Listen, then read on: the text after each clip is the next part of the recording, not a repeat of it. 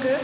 So we're going to present to you the final output of our project, which is the 10 watts MOSFET audio amplifier that uses 2 in 7000 MOSFET, which is an enhancement type.